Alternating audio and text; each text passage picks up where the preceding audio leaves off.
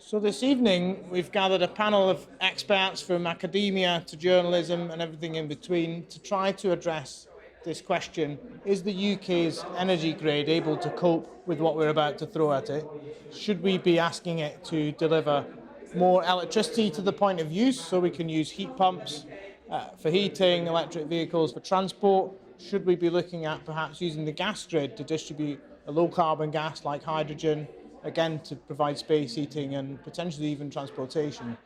The grounds for optimism is that we have the technologies that we now need to achieve the goal that we have to achieve in order to stabilise the global climate. Pessimistic because it's not obvious that we're deploying them at the rate that we need to. I think it's pessimism that spurs me to keep going, and it's optimism that drags me forward. I've reported on hydrogen boilers, proper hydrogen boilers, not just random prototypes, proper serious commercial hydrogen boilers. I've reported on heat pumps. I've reported on carbon capture and storage, people working out the chemistry at an industrial scale so that we can find ways to get carbon, capture it, put it underground. What's really interesting is things are beginning to happen. Now, they might not be happening fast enough, and certainly we should not be complacent, but I find that a lot more exciting than Extinction Rebellion gluing themselves to trains. I think we've witnessed the world evolving at a rapid rate. I think it's going to continue. So technological advancements will probably mean that we won't have to adapt from what we are used to. Previously, heating was just that. I think now everyone's much more in tune with what's going on. They're aware of the climate emergency and are responding to that and want to know, well, what can they do about their homes? I would say the best route forward would be let the market push the boundaries and then we pick it up from there. Would you say something about the scale at which you can achieve those economies? Can you do it at Southall Gasworks, for example? Can you do it at Southall if you get to not only a larger scale, you take in more land, but also you do things faster by, say, a lot of the housing being for rent or having a diversity of house builders? Any sort of look at the history of human civilization says it's very unlikely that we're going to become a less energy consuming civilization, so I think we have to find other ways to supply our electricity.